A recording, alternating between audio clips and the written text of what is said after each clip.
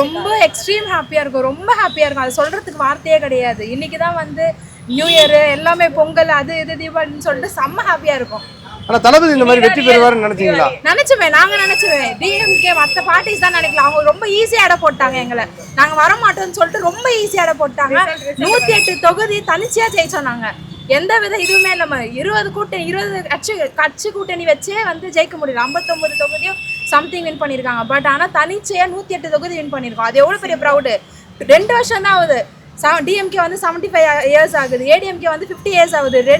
இத்தனை வருஷம் கட்சி புரிஞ்சவங்கள 2 வருஷம் அரசியல வந்து தூக்கிட்டாரு. இல்ல ஒருவேளை வந்து அதிமுகவும் திமுகவும் சேர்ந்து அதை விட அவங்களுக்கு அசிங்கம் வேற எதுவுமே கிடையாது. 2 பேரும் ஆப்போசிட். அப்படி அவங்க பண்ணிருந்தா 234 தொகுதியும் கண்டிப்பா அடுத்த விஜய் மட்டும் தான் வருவாரு கண்டிப்பா.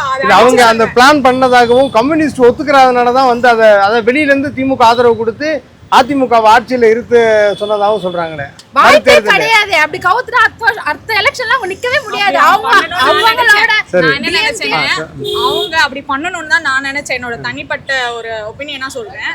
அவங்க அப்படி பண்ணாங்கன்னா எங்களுக்கு வந்து அது இன்னும் காலங்காலமா டிஎம்கேவை நம்பினவங்க எல்லாருமே ஏடிஎம்கேக்கு ஆப்போசிட்னா டிஎம்கே தான்.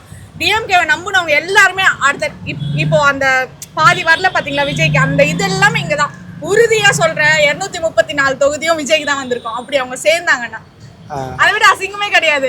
அது இப்ப நினைச்சு பார்த்தாலே ஒரு மாதிரி இருக்கு. எப்படி சேருவாங்க? இவங்க மாத்தி மாத்தி அவங்கள பேசிக்கினாங்க, அவங்கள மாத்தி மாத்தி இவங்க எப்படி அவங்க ஜெயலலிதாவை வந்து சாரியை இழுத்து ஒரு கான்ஃபரன்ஸ்ல அந்த மாதிரி பண்ணாங்க. அப்படி இருக்கும்போது எடப்பாடி எப்படி போய் அவங்க கிட்ட வந்து இத பத்தி பேசினாருன்னு கூட தெரியல. செல்வம் போனதுக்கே வந்து எவ்வளவு பேச்சு பேசினாங்க. இப்ப ஆட்சியே அப்படி போச்சுன்னா அதை விட அவங்களுக்கு கேவலமான விஷயம் எதுவுமே கிடையாது.